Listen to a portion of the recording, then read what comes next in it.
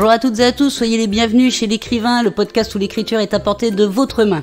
Je suis Maude et comme chaque semaine, je réponds à une question que vous m'avez posée sur les réseaux sociaux et qui concerne l'écriture. Je voulais juste vous parler d'un point au niveau du livre qui me paraît important et que des fois les jeunes auteurs maîtrisent mal. C'est tout simplement la structure d'un livre. Mais je parle du livre, l'objet physique. Parce que souvent, et vous avez dû le remarquer, si vous traînez un peu sur les réseaux sociaux littéraires ou sur des forums, il y a un langage propre aux écrivains, il y a des mots techniques, enfin qui se veulent techniques, mais en fait, n'ayez pas peur de ces termes, c'est quand même des choses tout cons, on va dire, je suis désolée du terme, mais c'est vraiment des choses tout cons, avec des mots compliqués pour parler d'un livre physique. Donc on va commencer. Généralement, tout le monde la connaît, tout le monde connaît la couverture. C'est ce que vous avez dans votre livre, sur votre livre en premier, c'est ce que vous voyez. Donc sur cette couverture, qu'est-ce qu'il y a généralement ? Il y a votre nom, le nom de l'auteur, votre titre, c'est important, ainsi que une photo, un dessin, une illustration de couverture. Vous pouvez également avoir tout en bas, pour ceux qui ont la chance d'être édités, le nom de l'éditeur. Ensuite, vous avez quoi ? On tourne le livre à 90 degrés et on se retrouve sur la tranche de la couverture.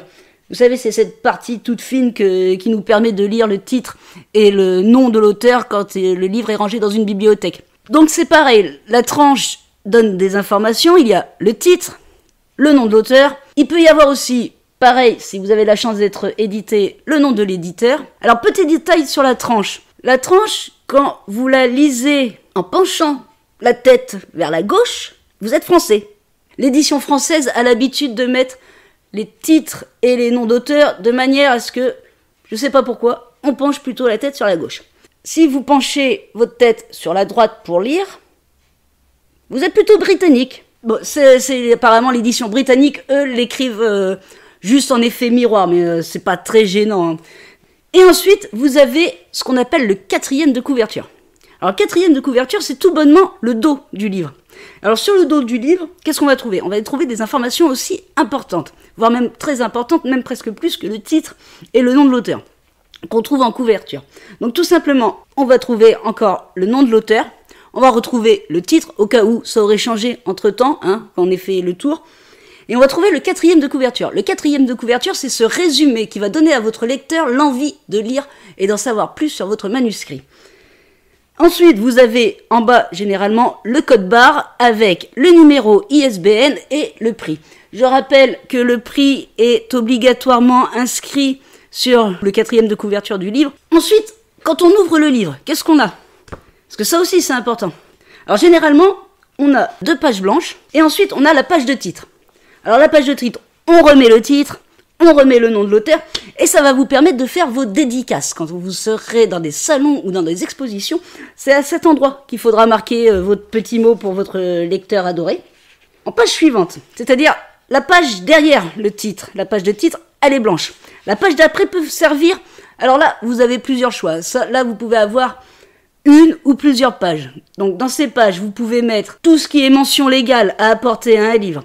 Vous pouvez mettre le chapitre indiquant la reproduction, si elle est autorisée, interdite, partiellement autorisée.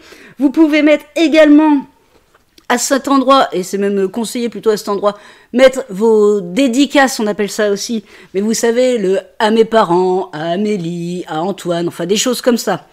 Là, vous le mettez en début, et ensuite, à partir généralement de la 7e page, commence votre manuscrit, commence votre livre.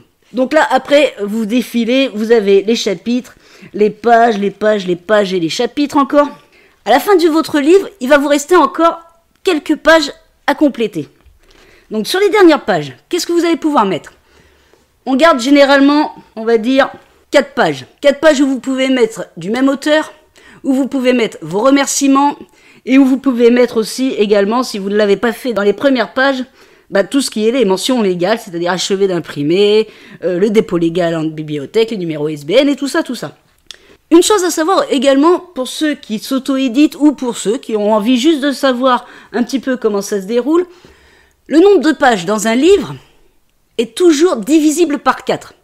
Tout simplement parce que les imprimeurs ont besoin que ça soit un chiffre divisible par 4. Alors par contre, paniquez pas, si votre manuscrit fait, je sais pas moi, 113 pages, c'est pas trop divisible par 4, mais l'imprimeur, lui, rajoutera toujours un nombre de pages pour pouvoir que ça soit divisible par 4. Donc eux, ils vont s'en arranger.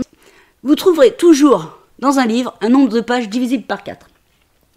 Donc voilà, on a fait un peu le tour de la structure d'un livre, comment est vraiment formé l'objet livre. Maintenant, on en sait un peu plus. J'avais juste envie de vous parler de comment est un livre physiquement parlant. Voilà pour la réponse de la question de cette semaine. Si vous avez envie d'apprendre l'écriture ou de développer un peu votre style, je vous offre une formation, tout ça gratuitement. Vous trouverez le lien en description de ce podcast. Si vous avez envie de me poser une question sur l'écriture, n'hésitez pas à me contacter sur les réseaux sociaux. Sinon, je vous retrouve la semaine prochaine pour la réponse à une nouvelle question. En attendant, bonne écriture à toutes et à tous et prenez soin de vous.